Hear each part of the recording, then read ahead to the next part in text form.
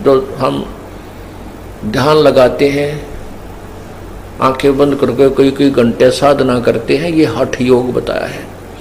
और इसको करने से हानि होती है, लाभ नहीं होता। गीता जी अध्याय नंबर 16 के श्लोक 23 में कहा है कि शास्त्र विधि को त्याग कर जो मनमाना आचरण करते हैं उनको न तो कोई सुख होता है और न ही उनको कोई सिद्धि प्राप्त होती है और न ही उनकी गति होती है, कोई मोक्ष नहीं होता। उसी के विषय में आदरणीय गरीबदास साहिब जी परमात्मा कबीर जी द्वारा प्राप्त तत्व ज्ञान को बता रहे हैं। केले की कोपीन है जो फूल पान फल खाही, नर का मुख नहीं देखते जो बस्ती निकट ना जाई।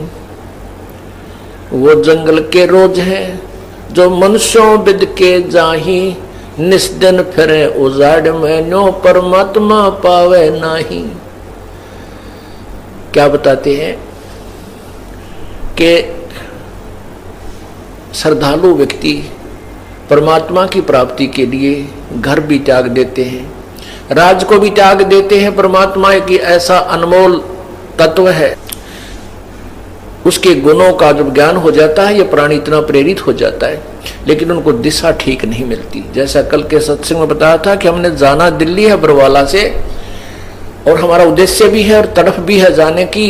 हमें दिल्ली वाला मार्ग न मिलने से हम बठिंडा वाले मार्ग पर चल पड़े, सिरसा वाले मार्ग पर चल रहे हैं और स्पीड भी पूरी है, लेकिन हमारी दिशा गलत होने से मंजिल दूर है और दूर ही होती जा रही है। इसी प्रकार क्या बताते हैं कि जो श्रद्धालु घर त्याग करके और इतना त्यागी बन गए कि मैंने संसार की किसी वस्तु की आवश्यकता नहीं, जंगल में जाकर वस्त्र भी उतार दिए, केवल एक केले के पत्ते को पर्दे पर लगा करके भजन करते फिर रहे। कहीं बैठकर, कभी जंगल में इधर गए, कभी उधर गए, खड़े होकर। तो उसके लिए बताते हैं कि कुछ ऐसे भी व्यक्ति हैं जो इंसानों से छुपते फिरते हैं कि मुझे कोई मनुष्य ना देख ले, मेरी भक्ति भंग ना हो जाए। ऐसे भी संत साधु बहुत हैं। उसके विषय में क्या बताते हैं, एक ये दास जब सर्विस किया करता था सन 1988 में, 17 फरवरी सन 1988 अमावस्या के दिन, फाल्गुन के अमावस्या के दिन इस दास को उपदेश प्राप्त हुआ था। उसके बाद 1994 तक 7 वर्ष 6 वर्ष दास ने, 7 वर्ष फरवरी से प्रारंभ हो गया था, सर्विस भी की। तो उसमें जैसे भी ऑफिस में बैठ जाते थे, अपने कुलीग होते थे और उनसे चर्चा चलती थी भक्ति के बारे में। वो बाकी तो सुनते रहते थे। जब ये दास कहता था कि कबीर परमात्मा है तो उनके मुंह कड़वे हो जाते थे, जैसे कुड़ियन खा ली। कहने लगे नहीं, और ज्ञान तो आपका ठीक सा लग रहा है, लेकिन कबीर को आप परमात्मा कह रहे हो जुलाए को, ये गले नहीं उतर सकती। तो फिर वो अपनी चर्चा शुरू कर देते थे। उनमें से एक गुप्ता जी थे, वो कहता है कि साधु तो आपने देखे को नहीं है। एक बार हम जा रहे थे और नून हरिद्वार में आगे चले गए, ऋषिकेश से भी ऊपर पहाड़िया में, वहाँ 10-20 भगत इकट्ठे होकर वहाँ खड़े थे। वो चर्चा कर रहे थे कि एक महात्मा रहता है यहाँ पर, नींव वस्त्र रहता है। और भाई उनमें से एक कहता है कि बस आज तो मेरे भाग उदय हो गए थे, मैंने महात्मा का मुंह नहीं देख सका, पीछे पीछे से थोड़ा सा देखने पाया, इतने में वो भाग करके गुफा में, मतलब जंगल में चला गया दूर। अगर उस नगन जंगल में घूमने वाले साधु के दर्शन हो जाते तो मेरा बेड़ा पार हो जाता। नो कहे ऐसा ये जो है मनुष्य किसी को दर्शन नहीं देता। उसके विषय में फिर दास ने ये कहा उनको, लेकिन उनके गले तो नहीं उतरा, क्योंकि ये ज्ञान ऐसा अटपटा है और हमने जो सुन रखा है वो बिल्कुल व्यर्थ ज्ञान सुना हुआ, लोक वेद सुन रखा है। उसके विषय में गरीबदास साहेब तत्व ज्ञान बता रहे हैं। केले की कोपीन है जो फूल पान फल खाही, फूल पत्ते, पान माने पत्ते, और फल आदि खाते हैं, और नरक का मुख नहीं देखते जो बस्ती निकट न जाही। वो जंगल के रोज हैं, वो भक्त संत नहीं है, वो तो जंगल के रोज हैं जो आदमी आते बेदक कर भाग जाते हैं, वो संत नहीं है। वो जंगल के रोज हैं जो मनुष्यों बिद के जाई। तो पुण्यात्मा ये बातें ध्यान से सुनने की होती हैं। परमात्मा की भक्ति के लिए हमारे को घर त्यागने की आवश्यकता नहीं है। हमने क्या त्यागना है? बीड़ी शराब मांस तंबाकू को त्यागना है।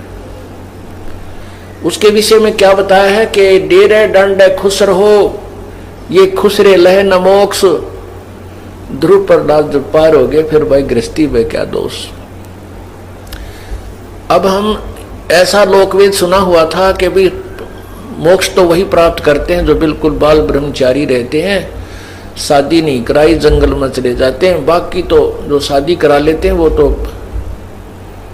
कहने का भाव ये है कि वो भक्ति योग्य नहीं रहते। ऐसी भावना रखी थी और हम फिर भी भक्ति करते थे, क्योंकि आत्मा नहीं रह सकती भगवान की भजन बिना। इसकी खुराक ही प्रभु की महिमा और उसका भजन है।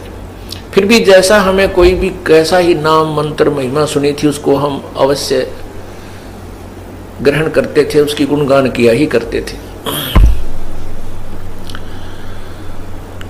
तो इस प्रकार हम जब साधना ठीक नहीं कर पाते हैं तो हम यही सोच रखा था कि जो ब्रह्मचारी रहते हैं वही मोक्ष प्राप्त करते हैं, और विशेषकर उस संत को ज्यादा महत्व दिया जाता था जो बाल ब्रह्मचारी होता था, उसको ज्यादा महत्व देते थे कि ये है सही खरा आदमी। उसके विषय परमात्मा कहते हैं कुछ तो ध्यान से सोचो। जितने भी महापुरुषों के तुम गुणगान करते हो, मीराबाई शादीशुदा थी, 4 साल ब्याह के बाद उसके पति की मृत्यु हुई। ध्रुव शादीशुदा था। ध्रुव जो 5 वर्ष की उम्र में उसने जो परमात्मा की साधना की, उसे भगवान प्रकट हुए, फिर उनको यहाँ का राज्य दिया। उसके बाद ध्रुव ने ब्याह करवाया और भक्ति की। और साथ में विष्णु पुराण में यह भी लिखा है कि उसके भाई की पत्नी जो थी, जो मौसी का बेटा था उत्तम, वो भी ध्रुव के साथ ही पल्ला लगा दी थी। और प्रहलाद ने 10 वर्ष की उम्र में परमात्मा की प्राप्ति हुई। कहते हैं नरसिंह रूप में परमात्मा प्रकट हुए। उसके बाद प्रहलाद ने ब्याह करवाया और प्रहलाद का पोता जो था राजा बलि था, जिसने 100 अश्वमेध यज्ञ की थी और जिसमें 52 रूप धार के भगवान आए थे, वो बैलोचन का पुत्र था। प्रहलाद का पुत्र बैलोचन, बैलोचन का पुत्र बलि था, राजा बलि। तो कहने का भाव ये है, परमात्मा क्या कह रहे हैं कि यदि बाल ब्रह्मचारी रहने से ही मुक्ति मिलती है तो ये जितने इजड़े हैं ये सारे ही पार होने के अधिकारी हो गए। ऐसा नहीं। परमात्मा कहते हैं गृहस्थी बुरी नहीं लेकिन दुराचार बुरा है। क्या बताते हैं कि डेरे डंडे खुश रहो, खुश रे लेना मोक्ष। ध्रुव प्रहलाद उधर गए फिर डेरे में क्या दोष। इसका भाव ये है कि जैसे ये भी नहीं है कि जैसे इजड़े पार ना हो सकते। कहने का भाव ये नहीं है कि परमात्मा का कि खुसरे पास नहीं पार नहीं हो सकते। भक्ति से, नाम से, विधि से पार हो जाएगा। वो बाल ब्रह्मचारी भी मोक्ष प्राप्त करेंगे जिनको साधना ठीक मिल गई। हमारी जो धारणा थी कि केवल ये ही पार होते हैं और पार हो ही नहीं सकते, इसको हटाने के लिए अंधेरे को तब ये ज्ञान सुनाया परमात्मा ने कि डेरे दंड खुश रहो और ये खुश रे लेना मोक्ष। यदि केवल बाल ब्रह्मचारी रहने से मुक्ति हो तो तुम्हारा नंबर नहीं आ सकता। ये जो ना हिजड़ों का ही नंबर पहले आए नहीं, और भक्ति ही करनी पड़ेगी दोनों को ही। ब्रह्मचारी है उसको भी और ना है उसको भी, लेकिन दुराचारी नहीं होना चाहिए। तो उसमें भक्ति जो जितनी करेगा, चाहे ब्रह्मचारी करो चाहे गृहस्थी करो, उस भक्ति से मोक्ष होगा। ये तो एक नाम की मजदूरी है, जो जितनी कर लेगा वह उसके साथ होगी, वो कमाई उसके संग रहेगी। तो पुण्यात्माओं इस इतना अंधेरा कर दिया था कि हमारा भक्ति से भी मन उठने लग गया था कि मोक्ष तो वही प्राप्त कर सकते हैं जिन्हें दाढ़ी दूध बढ़ा रखी है, गल में माला डाल रखी है, दूना पर तपते हैं, दूने लगा करके चारों तरफ अग्नि बाल करके उनमें तपस्याएं करते हैं। तो परमात्मा कहते नहीं, वो साधना मोक्ष की नहीं है।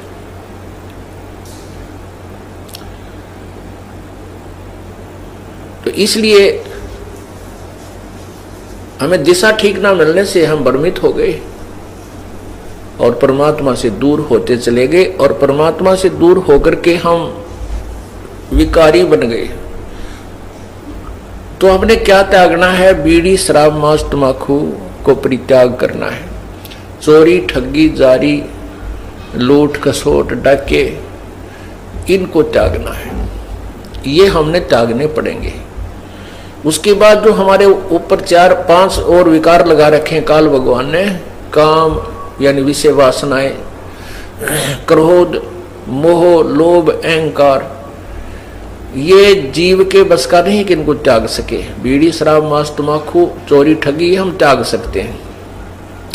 इनको नॉर्मलाइज करने के लिए काम, क्रोध, मोह, लोभ, अहंकार, इसके लिए परमात्मा ने तरीके बताए हैं, विधि बताई है, इसका ट्रीटमेंट बताया है कि सत्संग विचार सुने, उनके ऊपर पूरा विचार करे, अर्थात ज्ञान।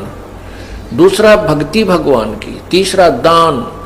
तो इससे क्या होता है? हमारे अंदर जो विकार हैं वो नॉर्मल होते चले जाते हैं। क्रोध भी कम हो जाता है, थोड़ा बहुत होता है तो वो सीमित सा रह जाता है, और पहले ज्यादा हो जाता था। भक्ति करने से इसमें इतना अंतर आता चला जाता है, और धीरे धीरे ये बिल्कुल जरा सा रह जाएगा, थोड़ी सी फूफा रह जाएगी। अब मन को ज्ञान रूपी रस्से से बांध दिया जाता है। ज्ञान रूपी, तत्व ज्ञान रूपी रस्से से मन को बांध दिया जाता है। जैसे कोई शरारती पशु है, बैल है, भैंस है, गाय है, उसको टाइट बांध दिया जाता रस्से से, तो वो उससे आगे हानि नहीं पहुंचा सकती। उस रस्से की रेंज में ही वह ऐसे सर सुर मार कर अपनी फूफा कर लेगी, लेकिन हानि नहीं पहुंचा सकता वो पशु। ठीक इसी प्रकार इस मन पशु को इस तत्व ज्ञान रूपी रस्से से परमात्मा बांध देता है। इसकी आदत तो है ऐसी फूफा बकवाद करने की, ओछी मंदी सोचने की, लेकिन ये ज्ञान रूपी रस्सा इसको सीमा पार नहीं करने देता, इसलिए हानि नहीं कर सकता आपकी।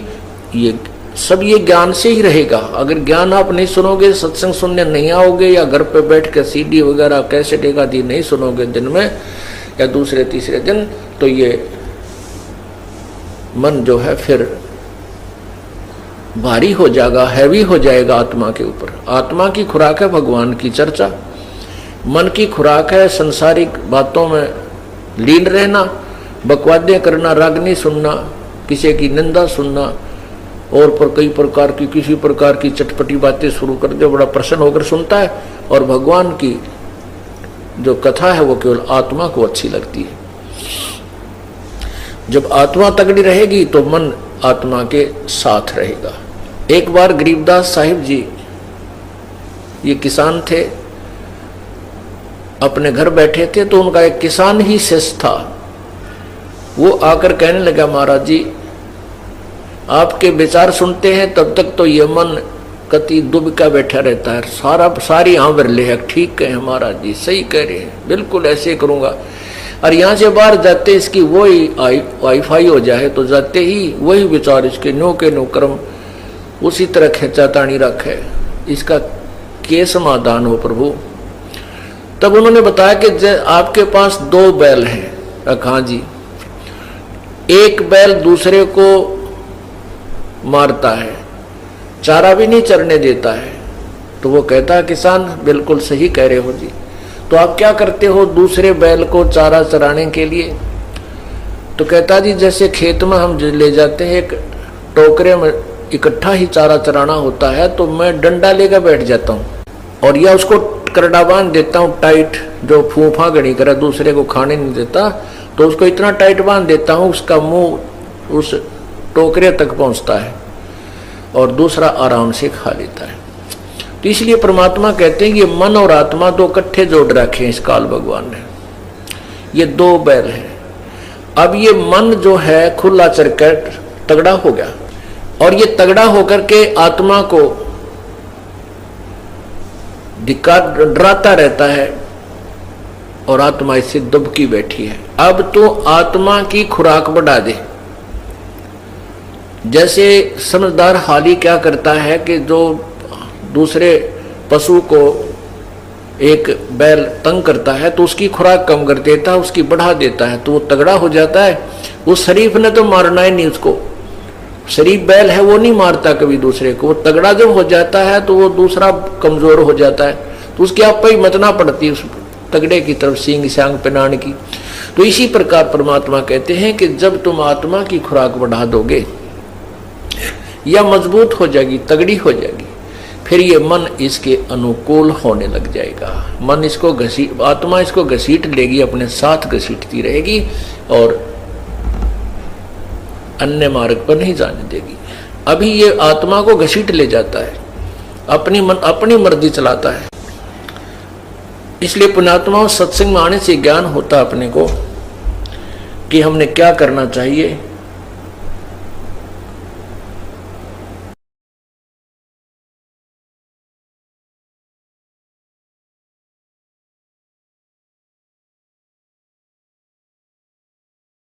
जो हम ध्यान लगाते हैं, आंखें बंद करके कई घंटे साधना करते हैं, ये हठ योग बताया है, और इसको करने से हानि होती है, लाभ नहीं होता।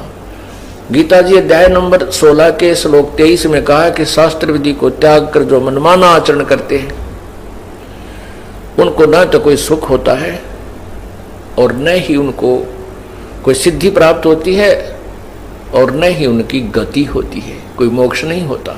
उसी के विषय में आदरणीय गरीबदास साहिब जी परमात्मा कबीर जी द्वारा प्राप्त तत्व ज्ञान को बता रहे हैं।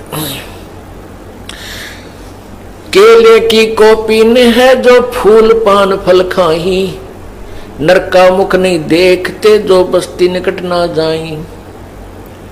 वो जंगल के रोज हैं जो मनुष्यों बिद के जाही, निस्दन फिरे उजाड़ में नो परमात्मा पावे नाही। क्या बताते हैं कि श्रद्धालु व्यक्ति परमात्मा की प्राप्ति के लिए घर भी त्याग देते हैं, राज को भी त्याग देते हैं। परमात्मा की ऐसा अनमोल तत्व है, उसके गुणों का जब ज्ञान हो जाता है ये प्राणी इतना प्रेरित हो जाता है, लेकिन उनको दिशा ठीक नहीं मिलती। जैसा कल के सत्संग में बताया था कि हमने जाना दिल्ली है बरवाला से, और हमारा उद्देश्य भी है और तड़फ भी है जाने की। हमें दिल्ली वाला मार्ग ना मिलने से हम बठिंडा वाले मार्ग पर चल पड़े, सिरसा वाले मार्ग पर चल रहे हैं और स्पीड भी पूरी है, लेकिन हमारी दिशा गलत होने से मंजिल दूर है और दूर ही होती जा रही है। इसी प्रकार क्या बताते हैं कि जो श्रद्धालु घर त्याग करके और इतना त्यागी बन गए कि मैंने संसार की किसी वस्तु की आवश्यकता नहीं, जंगल में जाकर वस्त्र भी उतार दिए, केवल एक केले के पत्ते को पर्दे पर लगा करके भजन करते फिर रहे। कहीं बैठकर, कभी जंगल में इधर गए, कभी उधर गए, खड़े होकर। तो उसके लिए बताते हैं कि कुछ ऐसे भी व्यक्ति हैं जो इंसानों से छुपते फिरते हैं कि मुझे कोई मनुष्य ना देख ले, मेरी भक्ति भंग ना हो जाए। ऐसे भी संत साधु बहुत हैं। उसके विषय में क्या बताते हैं, एक ये दास जब सर्विस किया करता था सन 1988 में, 17 फरवरी सन 1988 अमावस्या के दिन, फाल्गुन के अमावस्या के दिन इस दास को उपदेश प्राप्त हुआ था। उसके बाद 1994 तक 6 वर्ष दास ने, 7 वर्ष फरवरी से प्रारंभ हो गया था, सर्विस भी की। तो उसमें जैसे भी ऑफिस में बैठ जाते थे, अपने कुलीग होते थे और उनसे चर्चा चलती थी भक्ति के बारे में। वो बाकी तो सुनते रहते थे। जब ये दास कहता था कि कबीर परमात्मा है तो उनके मुंह कड़वे हो जाते थे, जैसे कुड़ियन खाली। कहने लगे नहीं, और ज्ञान तो आपका ठीक सा लग रहा है, लेकिन कबीर को आप परमात्मा कह रहे हो जुलाए को, ये गले नहीं उतर सकती। तो फिर वो अपनी चर्चा शुरू कर देते थे। उनमें से एक गुप्ता जी थे, वो कहता है कि साधु तो आपने देखे को नहीं है। एक बार हम जा रहे थे और नून हरिद्वार में आगे चले गए, ऋषिकेश से भी ऊपर पहाड़िया में, वहाँ 10-20 भगत इकट्ठे होकर वहाँ खड़े थे। वो चर्चा कर रहे थे कि एक महात्मा रहता है यहाँ पर, नील वस्त्र रहता है। और भाई उनमें से एक कहता है कि बस आज तो मेरे भाग उदय हो गए थे, मैंने महात्मा का मुंह नहीं देख सका, पीछे पीछे से थोड़ा सा देखने पाया, इतने में वो भाग करके गुफा में मतलब जंगल में चला गया दूर। अगर उस नगन जंगल में घूमने वाले साधु के दर्शन हो जाते तो मेरा बेड़ा पार हो जाता। नो कहे ऐसा ये जो है मनुष्य किसी को दर्शन नहीं देता। उसके विषय में फिर दास ने ये कहा उनको, लेकिन उनके गले तो नहीं उतरा, क्योंकि ये ज्ञान ऐसा अटपटा है और हमने जो सुन रखा है वो बिल्कुल व्यर्थ ज्ञान सुना हुआ, लोक वेद सुन रखा है। उसके विषय में गरीबदास साहेब तत्व ज्ञान बता रहे हैं। केले की कोपीन है जो फूल पान फल खाही, फूल पत्ते, पान माने पत्ते, और फल आदि खाते हैं, और नरक का मुख नहीं देखते जो बस्ती निकट न जाही। वो जंगल के रोज हैं, वो भक्त संत नहीं है, वो तो जंगल के रोज हैं जो आदमियां ते बेदक कर भाग जाते हैं, वो संत नहीं है। वो जंगल के रोज हैं जो मनुष्यों बिद के जाई। तो पुण्यात्मा ये बातें ध्यान से सुनने की होती हैं। परमात्मा की भक्ति के लिए हमारे को घर त्यागने की आवश्यकता नहीं है। हमने क्या त्यागना है? बीड़ी शराब मांस तंबाकू को त्यागना है। उसके विषय में क्या बताया है कि डेरे दंड खुश रहो, ये खुसरे लह न मोक्ष। ध्रुव प्रहलाद जब पार हो गए फिर भाई गृहस्थी में क्या दोष। अब हम ऐसा लोकवेद सुना हुआ था कि भाई मोक्ष तो वही प्राप्त करते हैं जो बिल्कुल बाल ब्रह्मचारी रहते हैं, शादी नहीं कराई जंगल में चले जाते हैं। बाकी तो जो शादी करा लेते हैं वो तो कहने का भाव ये है कि वो भक्ति योग्य नहीं रहते। ऐसी भावना रखी थी और हम फिर भी भक्ति करते थे, क्योंकि आत्मा नहीं रह सकती भगवान की भजन बिना। इसकी खुराक ही प्रभु की महिमा और उसका भजन है। फिर भी जैसा हमें कोई भी कैसा ही नाम मंत्र महिमा सुनी थी उसको हम अवश्य ग्रहण करते थे, उसकी गुणगान किया ही करते थे। तो इस प्रकार हम जब साधना ठीक नहीं कर पाते हैं तो हम यही सोच रखा था कि जो ब्रह्मचारी रहते हैं वही मोक्ष प्राप्त करते हैं, और विशेषकर उस संत को ज्यादा महत्व दिया जाता था जो बाल ब्रह्मचारी होता था, उसको ज्यादा महत्व देते थे कि ये है सही खरा आदमी। उसके विषय परमात्मा कहते हैं कुछ तो ध्यान से सोचो। जितने भी महापुरुषों के तुम गुणगान करते हो, मीराबाई शादीशुदा थी, 4 साल ब्याह के बाद उसके पति की मृत्यु हुई। ध्रुव शादीशुदा था। ध्रुव जो 5 वर्ष की उम्र में उसने जो परमात्मा की साधना की, उसे भगवान प्रकट हुए, फिर उनको यहाँ का राज्य दिया। उसके बाद ध्रुव ने ब्याह करवाया और भक्ति की। और साथ में विष्णु पुराण में यह भी लिखा है कि उसके भाई की पत्नी जो थी, जो मौसी का बेटा था उत्तम, वो भी ध्रुव के साथ ही पल्ला लगा दी थी। और प्रहलाद ने 10 वर्ष की उम्र में परमात्मा की प्राप्ति हुई। कहते हैं नरसिंह रूप में परमात्मा प्रकट हुए। उसके बाद प्रहलाद ने ब्याह करवाया और प्रहलाद का पोता जो था राजा बलि था, जिसने 100 अश्वमेध यज्ञ की थी और जिसमें 52 रूप धार के भगवान आए थे, वो बैलोचन का पुत्र था। प्रहलाद का पुत्र बैलोचन, बैलोचन का पुत्र बलि था।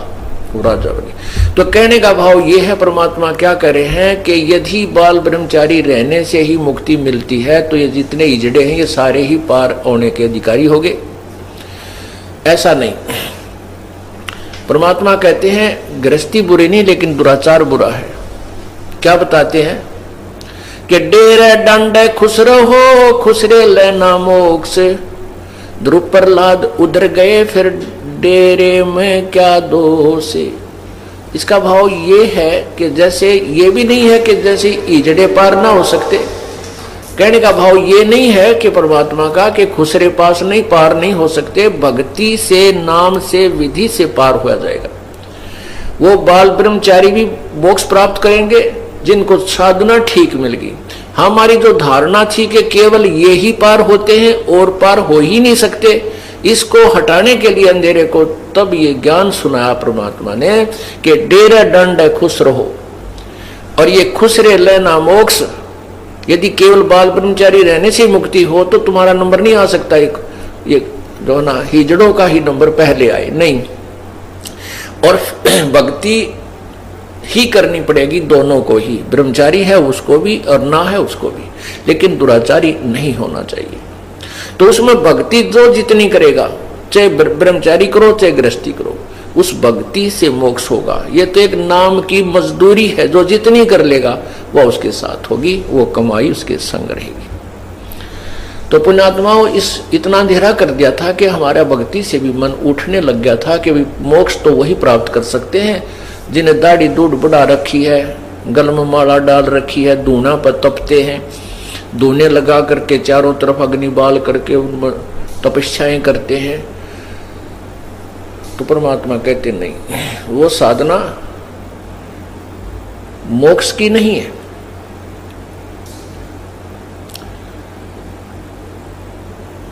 तो इसलिए हमें दिशा ठीक ना मिलने से हम भ्रमित हो गए और परमात्मा से दूर होते चले गए, और परमात्मा से दूर होकर के हम विकारी बन गए। तो हमने क्या त्यागना है? बीड़ी शराब मांस तंबाकू को परित्याग करना है। चोरी ठगी जारी लूट खसोट डाके इनको त्यागना है, ये हमने त्यागने पड़ेंगे। उसके बाद जो हमारे ऊपर 4-5 और विकार लगा रखे हैं काल भगवान ने, काम यानी विषय वासनाएं, क्रोध मोह लोभ अहंकार, ये जीव के बस का नहीं कि इनको त्याग सके। बीड़ी शराब मांस तंबाकू चोरी ठगी हम त्याग सकते हैं। इनको नॉर्मलाइज करने के लिए काम क्रोध मोह लोभ अहंकार, इसके लिए परमात्मा ने तरीके बताए हैं, विधि बताई है, इसका ट्रीटमेंट बताया है कि सत्संग विचार सुने, उनके ऊपर पूरा विचार करे अर्थात ज्ञान। दूसरा भक्ति भगवान की, तीसरा दान। तो इससे क्या होता है, हमारे अंदर जो विकार हैं वो नॉर्मल होते चले जाते हैं। क्रोध भी कम हो जाता है, थोड़ा बहुत होता है तो वो सीमित सा रह जाता है, और पहले ज्यादा हो जाता था। भक्ति करने से इसमें इतना अंतर आता चला जाता है और धीरे धीरे ये बिल्कुल जरा सा रह जाएगा, थोड़ी सी फूफा रह जाएगी। अब मन को ज्ञान रूपी रस्से से बांध दिया जाता है, ज्ञान रूपी तत्व ज्ञान रूपी रस्से से मन को बांध दिया जाता है। जैसे कोई शरारती पशु है, बैल है, भैंस है, गाय है, उसको टाइट बांध दिया जाता रस्से से, तो वो उससे आगे हानि नहीं पहुंचा सकती। उस रस्से की रेंज में ही वह ऐसे सर सुर मार कर अपनी फूफा कर लेगी, लेकिन हानि नहीं पहुंचा सकता वो पशु। ठीक इसी प्रकार इस मन पशु को इस तत्व ज्ञान रूपी रस्से से परमात्मा बांध देता है। इसकी आदत तो है ऐसी फूफा बकवाद करने की, ओछी मंदी सोचने की, लेकिन ये ज्ञान रूपी रस्सा इसको सीमा पार नहीं करने देता, इसलिए हानि नहीं कर सकता आपकी। ये सब ये ज्ञान से ही रहेगा। अगर ज्ञान आप नहीं सुनोगे, सत्संग सुनने नहीं आओगे, या घर पे बैठ के सीडी वगैरह कैसेट आदि नहीं सुनोगे दिन में या दूसरे तीसरे दिन, तो ये मन जो है फिर भारी हो जाएगा, हैवी हो जाएगा आत्मा के ऊपर। आत्मा की खुराक है भगवान की चर्चा, मन की खुराक है संसारिक बातों में लीन रहना, बकवादे करना, राग नहीं सुनना, किसी की निंदा सुनना और पर कई प्रकार की किसी प्रकार की चटपटी बातें शुरू कर दे, बड़ा प्रसन्न होकर सुनता है। और भगवान की जो कथा है वो केवल आत्मा को अच्छी लगती है। जब आत्मा तगड़ी रहेगी तो मन आत्मा के साथ रहेगा। एक बार गरीबदास साहिब जी, ये किसान थे, अपने घर बैठे थे, तो उनका एक किसान ही शिष्य था। वो आकर कहने लगा, महाराज जी आपके विचार सुनते हैं तब तक तो ये मन कति दुबका बैठा रहता है, सारी आंवर ले है। ठीक कहे महाराज जी, सही कह रहे हैं, बिल्कुल ऐसे करूंगा। और यहाँ से बाहर जाते इसकी वही वाईफाई हो जाए तो जाते ही वही विचार इसके नो के नो कर्म उसी तरह खेचा तानी रखे, इसका के समाधान हो प्रभु। तब उन्होंने बताया कि आपके पास 2 बैल हैं। हाँ जी। एक बैल दूसरे को मारता है, चारा भी नहीं चरने देता है। तो वो कहता है, किसान बिल्कुल सही कह रहे हो जी, तो आप क्या करते हो दूसरे बैल को चारा चराने के लिए? तो कहता जी जैसे खेत में हम ले जाते हैं, एक टोकरे में इकट्ठा ही चारा चराना होता है, तो मैं डंडा लेकर बैठ जाता हूँ और या उसको करड़ा बांध देता हूँ टाइट, जो फूफा गणी करे दूसरे को खाने नहीं देता, तो उसको इतना टाइट बांध देता हूँ उसका मुंह उस टोकरे तक पहुँचता है और दूसरा आराम से खा लेता है। तो इसलिए परमात्मा कहते हैं कि मन और आत्मा 2 इकट्ठे जोड़ रखे हैं इस काल भगवान ने। ये 2 बैल हैं। अब ये मन जो है खुला चरकर तगड़ा हो गया और ये तगड़ा होकर के आत्मा को डराता रहता है और आत्मा इससे दुबकी बैठी है। अब तो आत्मा की खुराक बढ़ा दे। जैसे समझदार हाली क्या करता है कि जो दूसरे पशु को एक बैल तंग करता है तो उसकी खुराक कम कर देता है, उसकी बढ़ा देता है, तो वो तगड़ा हो जाता है। उस शरीफ ने तो मारना ही नहीं उसको, शरीफ बैल है वो नहीं मारता कभी दूसरे को। वो तगड़ा जब हो जाता है तो वो दूसरा कमजोर हो जाता है, तो उसकी आप ही मतना पड़ती है उस तगड़े की तरफ सींग सांग पिनाण की।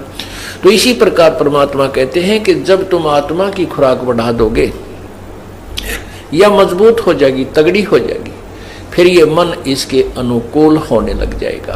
मन इसको आत्मा इसको घसीट लेगी, अपने साथ घसीटती रहेगी और अन्य मार्ग पर नहीं जाने देगी। अभी ये आत्मा को घसीट ले जाता है, अपनी मर्जी चलाता है। इसलिए पुण्यात्माओं सत्संग में आने से ज्ञान होता अपने को कि हमने क्या करना चाहिए